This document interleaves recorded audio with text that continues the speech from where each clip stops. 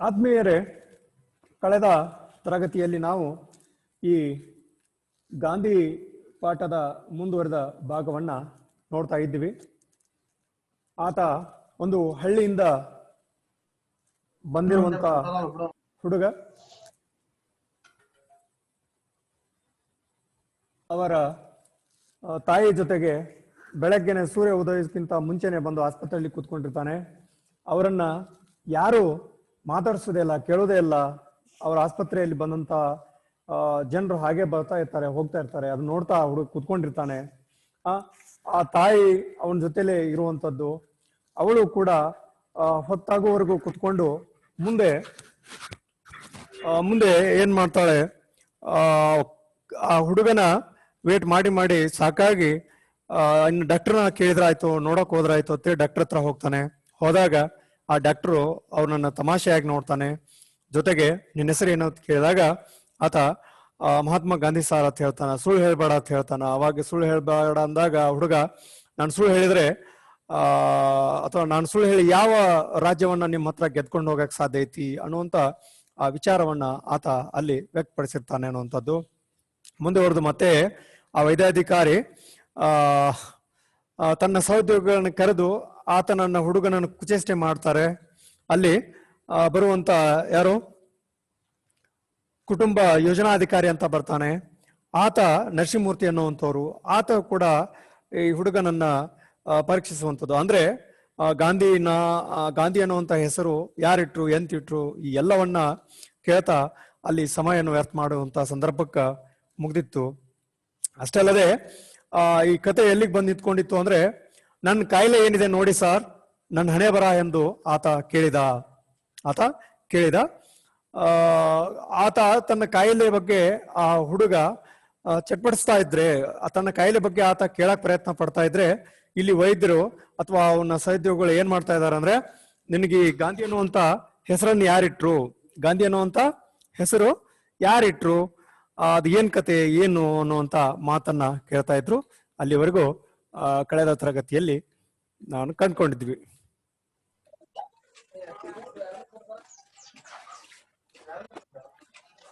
Okay, ಈ ತರ ಹೇಳ್ತಾನ ಅವನು, ಏನು ನನ್ನ ಹಣೆ ಬರ ನೋಡಿ ಸಾರ್ ಅಂತ ಹೇಳುವಂತದ್ದು ಇಲ್ಲಿವರೆಗೂ ಆಗಿತ್ತು. ಮುಂದೆ ಹೇಳ್ತಾನ ಅವನೇನು, ನಮ್ಮ ಅಯ್ಯ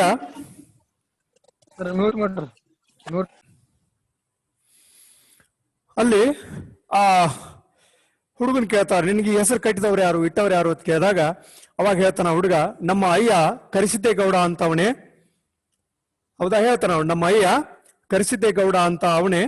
ಅವಾಗ ವೈದ್ಯಾಧಿಕಾರಿ ಹೇಳ್ತಾನೆ, ಯಾರು ಅವನು ಹೇಳ್ತಾ ಇರ್ತಾನೆ, ನಮ್ಮ ಅಯ್ಯ ಅನ್ನುವಂಥವನು ಈ ಹೆಸರನ್ನ ಇಟ್ಟ ಅನ್ನುವಂತ ಮಾತನ್ನು ಹೇಳಿದಾಗ ಮುಂದೆ ವೈದ್ಯಾಧಿಕಾರಿ ಹೇಳ್ತಾನೆ, ಮಿಡ್ ವೈಫ್ ಅಮ್ಮನವರನ್ನ ಕರೆದು ಗಾಂಧಿಯನ್ನ ಪರೀಕ್ಷೆಯ ಕೊಠಡಿಗೆ ಕರೆದುಕೊಂಡು ಹೋಗಿ ಮಲಗಿಸುವಂತೆ ಹೇಳಿದ್ರು.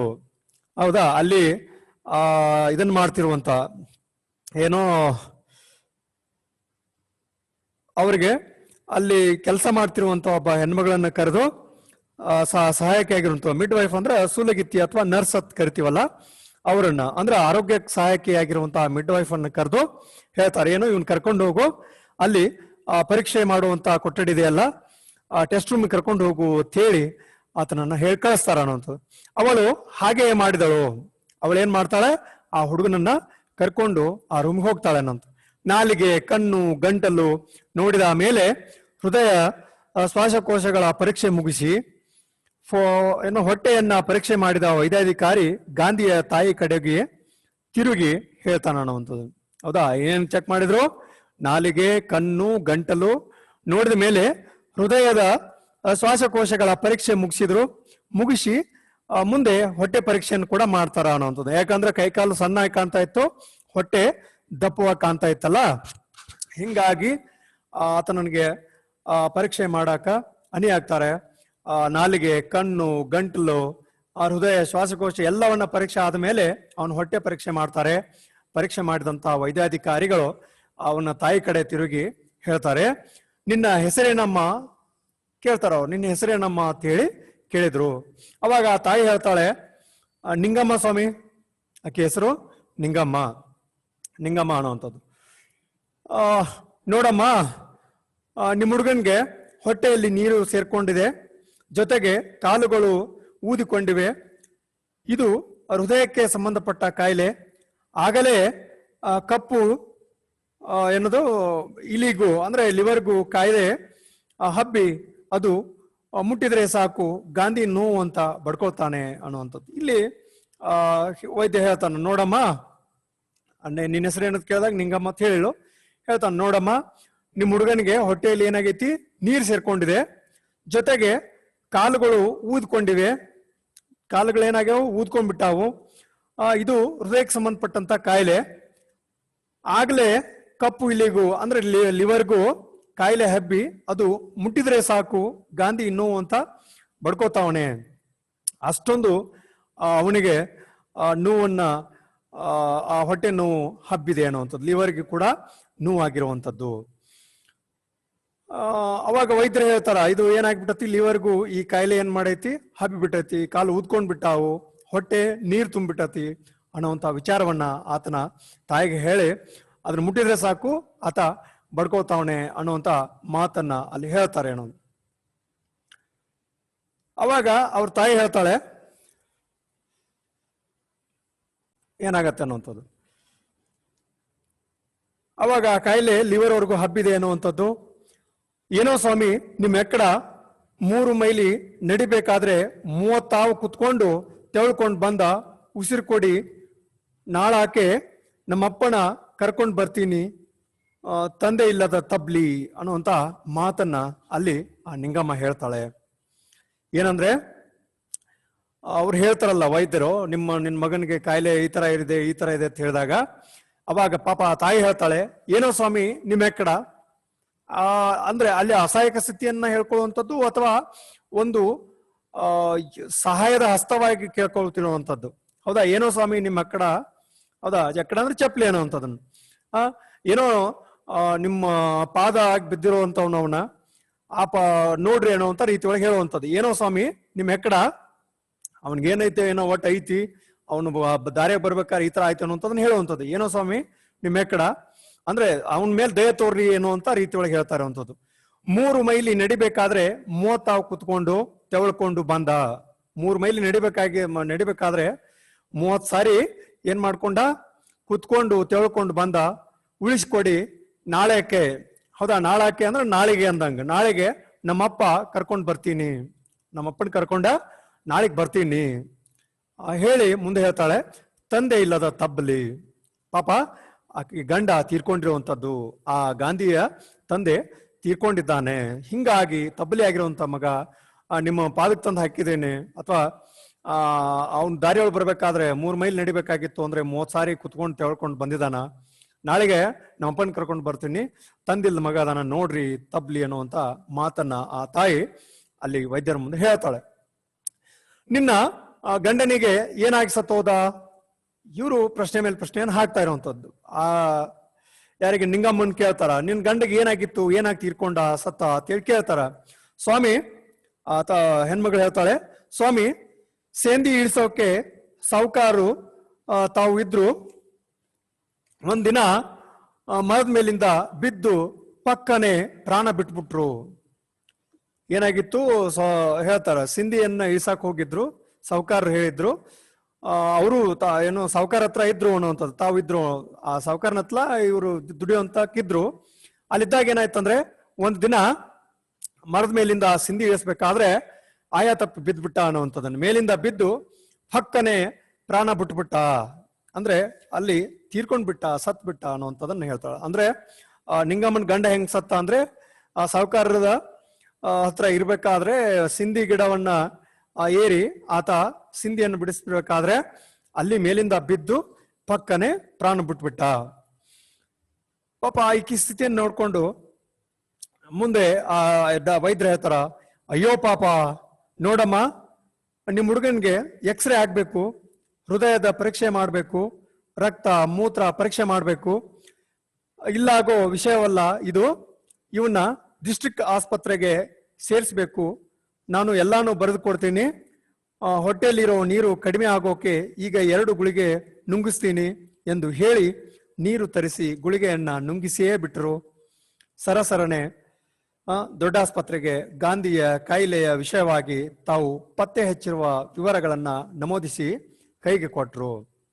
ಏನ್ ಮಾಡ್ತಾರೆ, ತಾವು ಪತ್ತೆ ಹಚ್ಚಿರುವಂತಹ ವಿವರಗಳನ್ನ ಬರೆದು ಒಂದು ಹಾಳೆಯೊಳಗ ಬರೆದ ಅವ್ರ ಕೈಗೆ, ಆ ತಾಯಿ ಕೈ ಕೊಟ್ರು ಅನ್ನೋಂಥದ್ದು.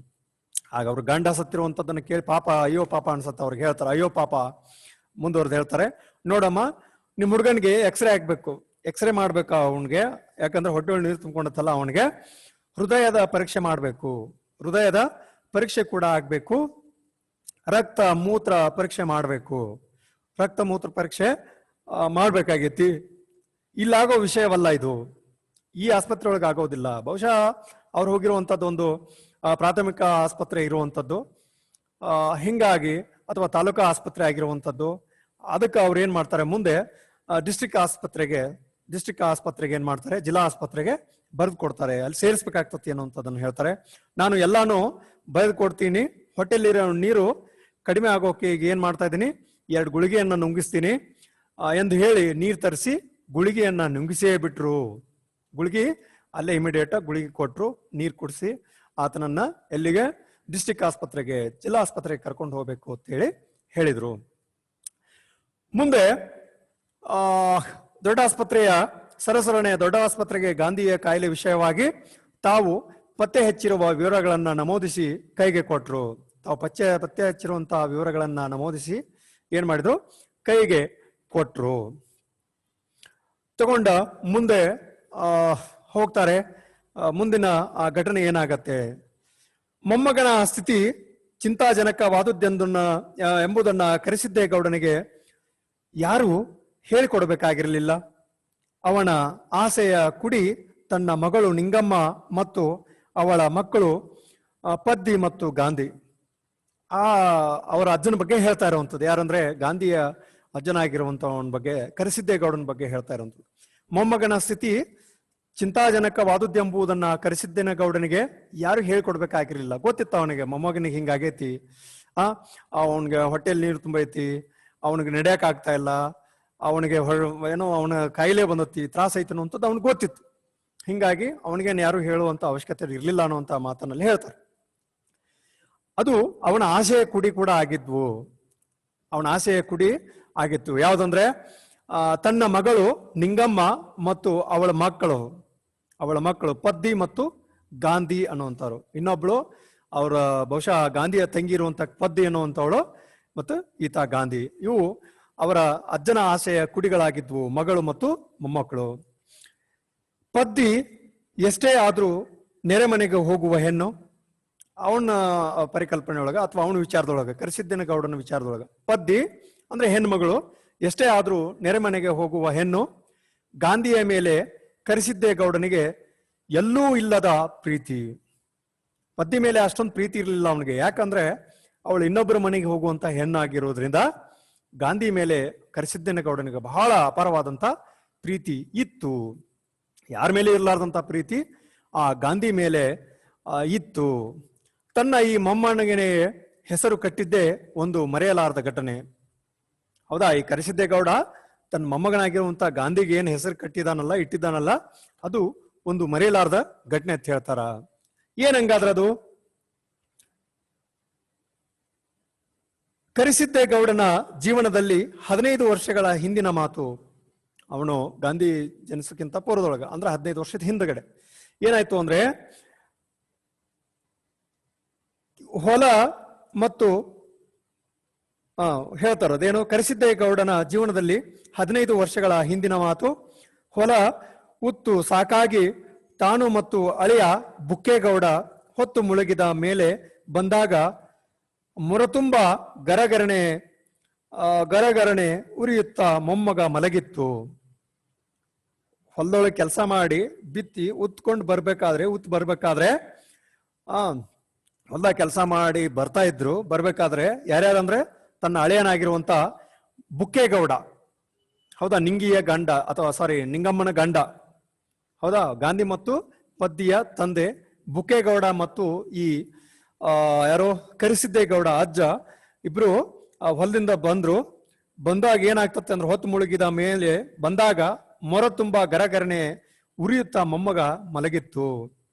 ಆ ಮೊರದಾಗ ಹಾಕಿದ್ರು ಆ ಮಗು ಈ ಗಾಂಧಿ ಹುಟ್ಟಿದ ಕ್ಷಣದಲ್ಲಿ ಆ ಮರದ ತುಂಬಾ ಇದ್ದ ಅನ್ನುವಂಥದ್ದು, ಅಂದ್ರೆ ಅಷ್ಟೊಂದು ಚೆನ್ನಾಗಿದ್ದ ಅನ್ನುವಂಥ ಘಟನೆ.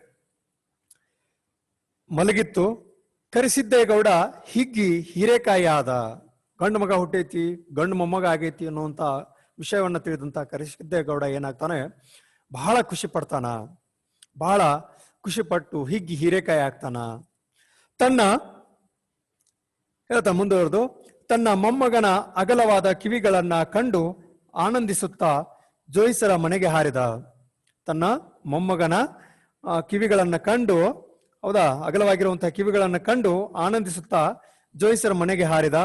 ಜೋಯಿಸರು ಮಗು ಬಹು ಪ್ರಶಸ್ತವಾದ ಗಳಿಗೆಯಲ್ಲಿ ಹುಟ್ಟಿದೆ ಎಂದು ಲೆಕ್ಕ ಹಾಕಿ ಹೇಳಿ, ಮಗುವಿನ ಕಿವಿ ಅಗಲವಾದುದರಿಂದಲೋ, ಹೌದಾ, ಮಗುವಿನ ಕಿವಿ ಅಗಲವಾಗಿರುವುದರಿಂದಲೋ ಮತ್ತು ಕರೆಸಿದ್ದೇಗೌಡ ಬಹಳ ವರ್ಷಗಳ ಹಿಂದೆ ಶಿವಪುರಕ್ಕೆ ಹೋಗಿ ಮಹಾತ್ಮ ಗಾಂಧೀಜಿಯವರನ್ನ ಖುದ್ದಾಗಿ ದರ್ಶನ ಪಡೆದು ಬಂದವನು ಈ ಸುತ್ತಮುತ್ತಲಿಗೆ ಇವನೊಬ್ಬನೇ ಆದುದರಿಂದ ಮಗುವಿಗೆ ಮಹಾತ್ಮ ಗಾಂಧಿ ಎಂದು ಹೆಸರಿಡಬೇಕೆಂದು ತೀರ್ಮಾನ ಮಾಡಿದ್ದರು. ಇಲ್ಲಿ ಹೇಳ್ತಾರೆ ಏನಂದ್ರೆ, ಕರೆಸಿದ್ದೇಗೌಡ ಬಹಳ ಆನಂದವನ್ನು ಪಡ್ತಾ ಇದ್ದ, ಹೀಗೆ ಹೀರೆಕಾಯಿ ಆಗಿದ್ದ ಅನ್ನುವಂಥದ್ದು. ಅಷ್ಟಲ್ಲದೆ ಆ ಮೊಮ್ಮಗನ ಅಗಲವಾಗಿರುವಂತಹ ಕಿವಿಯನ್ನ ಕಂಡು ಆತ ಬಹಳ ಆನಂದಿಸ್ತಾ ಜೋಯಿಸರ ಮನೆಗೆ ಹೋದ. ಜೋಯಿಸರು ಮಗುವನ್ನ ಬಹು ಪ್ರಶಸ್ತವಾದ ಗಳಿಗೆಯಲ್ಲಿ ಹುಟ್ಟಿದೆ ಎಂದು ಲೆಕ್ಕ ಹಾಕಿ ಹೇಳಿದ್ರು. ಬಹಳ ಒಳ್ಳೆ ಗಳಿಗೆ ಒಳಗ ಮಗು ಹುಟ್ಟೈತಿ ಅಂತ ಹೇಳಿ ಲೆಕ್ಕ ಹಾಕಿ ಅವ್ರು ಹೇಳ್ತಾರ. ಹೇಳಿ ಮಗುವಿನ ಕಿವಿ ಅಗಲವಾಗಿರುವುದರಿಂದಲೋ ಮತ್ತು ಕರೆಸಿದ್ದೇಗೌಡ ಬಹಳ ವರ್ಷಗಳ ಹಿಂದೆ ಶಿವಪುರಕ್ಕೆ ಹೋಗಿದ್ದ ಅನ್ನೋಂಥದ್ದನ್ನು. ಒಂದು, ಆ ಮಗುವಿಗೆ ಕಿವಿಗಳು ಅಗಲವಾಗಿರುವಂಥದ್ದು ಅಗಲವಾಗಿ ಅದಾವ ಅನ್ನುವಂಥ ಒಂದು ಕಾರಣ ಆಗಿರ್ಬೋದು. ಅಥವಾ ಇನ್ನೊಂದು ಏನಂದ್ರೆ, ಕರೆಸಿದ್ದೇಗೌಡ ಬಹಳ ವರ್ಷಗಳ ಹಿಂದೆ ಶಿವಪುರಕ್ಕೆ ಹೋಗಿದ್ದ. ಗಾಂಧಿ ಸತ್ಯಾಗ್ರಹ ನಡೀತಾ ಇತ್ತಲ್ಲ, ಶಿವಪುರ ಧ್ವಜ ಸತ್ಯಾಗ್ರಹ ನಡೆಯುವಂತ ಸಂದರ್ಭದೊಳಗ ಬಹುಶಃ ಈತ ಆ ಶಿವಪುರಕ್ಕೆ ಹೋಗಿದ್ದೇನೋ ಏನೋ. ಹಿಂಗಾಗಿ ಆ ಮಹಾತ್ಮ ಗಾಂಧೀಜಿಯವರನ್ನ ಖುದ್ದಾಗಿ ದರ್ಶನ ಪಡೆದು ಬಂದವನು ಈ ಸುತ್ತಮುತ್ತಲಿಗೆ ಇವನೊಬ್ಬನೇ ಆದದ್ರಿಂದ ಅಲ್ಲಿ ಏನ್ ಮಾಡಿದ್ದ ಇವನು, ಆ ಗಾಂಧೀಜಿಯವರನ್ನ ಭೇಟಿಯಾಗಿ ಬಂದಂತ ಸುತ್ತಮುತ್ತಲಿನ ಹಳ್ಳಿ ಒಳಗ ಈತ ಒಬ್ಬನೇ ಆಗಿದ್ದ. ಯಾರು ಅಂದ್ರೆ ಆ ಕರೆಸಿದ್ದೇಗೌಡ. ಹಿಂಗಾಗಿ ಮಗುವಿಗೆ ಮಹಾತ್ಮ ಗಾಂಧಿ ಎಂದು ಹೆಸರಿಡಬೇಕೆಂದು ತೀರ್ಮಾನ ಹೇಳಿದರು. ಹಿಂಗಾಗಿ ಆತನಿಗೆ ಮಹಾತ್ಮ ಗಾಂಧಿ ಅಂತ ಹೇಳಿ ಹೆಸರಿಡಬೇಕಾದಂತ ತೀರ್ಮಾನ ಅಲ್ಲಿ ವ್ಯಕ್ತವಾಯಿತು. ಕರೆಸಿದ್ದೇಗೌಡ ಎಷ್ಟು ಮುಗ್ಧ ಎಂದರೆ, ಮಹಾತ್ಮ ಗಾಂಧೀಜಿಯವರೇ ಮತ್ತೆ ಜನ್ಮ ಪಡೆದು ನಿನ್ನ ಮಗಳ ಗರ್ಭದಲ್ಲಿ ಜನಿಸಿದ್ದಾರೆ ಎಂದರೆ ಅದನ್ನು ನಂಬಿಬಿಡುತ್ತಿದ್ದ. ಕರೆಸಿದ್ದೇಗೌಡ ಅವನ ಸ್ಥಿತಿಯನ್ನು ಹೇಳ್ಕೊಳ್ಳುವಂಥದ್ದಂದ್ರೆ ಅಷ್ಟೊಂದು ಮುಗ್ಧನಾಗಿದ್ದ ಅನ್ನೋಂಥದ್ದನ್ನು. ಹೌದಾ, ಬಹಳ ಇನ್ನ ಇವಾಗ ಹಳ್ಳಿಗಳ ಒಂದು ಒಂದು ನಗರೀಕರಣದ ಪ್ರಭಾವದಿಂದಾಗಿ ಮುಗ್ಧತೆ ಅನ್ನುವಂಥದ್ದು ಬಹಳ ಕಡಿಮೆ ಆಗಿದೆ, ಹೋಗ್ಬಿಟ್ಟಿದೆ ಅನ್ನುವಂಥದ್ದನ್ನು. ಹಳ್ಳಿಯೊಳಗೆ ಬಹಳ ಮುಗ್ಧತೆ ಇರ್ತಾ ಇತ್ತು. ಆ ಬದುಕು ಕೂಡ ಹಂಗೆ ಇತ್ತು ಹಳ್ಳಿಯೊಳಗ. ಈ ಪಟ್ಟಣದೊಳಗಿರುವಂತಹ ಸ್ಥಿತಿ ಇವಾಗ ಹಳ್ಳಿಯೊಳಗೂ ಆವರಿಸ್ಕೊಂಡ್ಬಿಟ್ಟತಿ. ಹಳ್ಳಿಯೊಳಗೂ ಯಾರು ಮುಗ್ಧರನ್ನೋ ರೀತಿ ಒಳಗೆ ಇಲ್ಲ ಇವಾಗ. ಯಾಕಂದ್ರೆ ಅದು ಕಾಲಕ್ಕೆ ತಕ್ಕ ಹಾಗೆ ಬದಲಾವಣೆ ಅಂತ ಹೇಳ್ತಾರಲ್ಲ, ಆ ತರ ಇರಬಹುದೇನೋ ಬಹುಶಃ. ಆತ ಹೇಳ್ತಾನ, ಕರೆಸಿದ್ದೇಗೌಡ ಹೆಂಗಿದ್ದಂದ್ರೆ ಬಹಳ ನಂಬಿ ಬಿಡುವಂತ ಮನುಷ್ಯ ಆಗಿದ್ದ ಆತ. ಬಹುಶಃ ಯಾರ ಅವನಿಗೆ ಮಹಾತ್ಮ ಗಾಂಧೀಜಿಯವರ ನಿನ್ ಮೊಮ್ಮಗ ಹುಟ್ಟು ಬಂದಾರತ್ತಂದ್ರೆ ಸಾಕು ನಂಬುವಂತ ಒಂದು ಸ್ಥಿತಿಯೊಳಗ ಆತ ಇದ್ದ. ಅಷ್ಟೊಂದು ನಂಬಿ ಬಿಡುವಂತ ಮುಗ್ಧತೆ ಆತನಲ್ಲಿ ಇತ್ತು. ಸದ್ಯ ಜೋಯಿಸರು ಅಂತ ಘೋರ ಅಪರಾಧ ಮಾಡ್ಲಿಲ್ಲ. ಸದ್ಯ ಜೋಯಿಸರು ಏನ್ ಮಾಡ್ಲಿಲ್ಲ, ಆತರ ಏನ್ ಹೇಳಿಲ್ಲ. ಅವ್ರು ಮಹಾತ್ಮ ಗಾಂಧೀಜಿಯವರು ಹುಟ್ಟಿ ಬಂದಾರ ಏನೋ ನಿನ್ನ ಮಗಳ ಗರ್ಭದೊಳಗ ಅಂತ ಹೇಳಿ ಆತರ ಏನ್ ಹೇಳಿಲ್ಲ. ಆದ್ರೆ ಇಲ್ಲಿ ಲೇಖಕರು ವ್ಯಕ್ತಪಡಿಸೋದು ಏನಪ್ಪಾ ಅಂದ್ರೆ, ಬಹುಶಃ ಹಂಗ ಹೇಳಿದ್ರು ನಂಬ್ತಿದ್ರೇನೋ ಗಾಂಧಿ ಹಿಂಗ್ ಹುಟ್ಟಿ ಬಂದಾನಂತಂದ್ರೆ ಬಹುಶಃ ಕರೆಸಿದ್ದೇಗೌಡ ನಂಬ್ತಿದ್ದೋ ಏನೋ ಅನ್ನೋಂಥ ರೀತಿ ಒಳಗ ಅವರಲ್ಲಿ ವ್ಯಕ್ತಪಡಿಸ್ತಾರೆ. ಹಿಂಗಾಗಿ ಜೋಯಿಸರು ಏನ್ ಮಾಡಿದ್ರು, ಅವರು ಅಂತ ಏನು ಅಪರಾಧವನ್ನು ಮಾಡ್ಲಿಲ್ಲ, ಹೇಳಲಿಲ್ಲ. ಅವರು ಸುಮ್ಮನೆ ಹೆಸರು ಗಾಂಧಿ ಇಡ್ಬೇಕಂದ್ರು, ಆಯ್ತಂತೇಳಿ ಇಟ್ರು. ಮುಂದೆ ಏನಾಯ್ತು ಅಂದ್ರೆ, ಕರೆಸಿದ್ದೇಗೌಡನಿಗೆ 2 ಎಕರೆ ಹೊಲ, 1 ಮನೆ. ಇತ್ತೀಚೆಗೆ ಈ ಹೊಲದಲ್ಲಿ 1 ಎಕರೆಯನ್ನ ಬಡವರಿಗೆ ಮನೆ ಕಟ್ಟಿಕೊಡಲೆಂದು ಹಂಚುವುದಕ್ಕಾಗಿ ಸರ್ಕಾರ ವಶಪಡಿಸಿಕೊಂಡಿತ್ತು.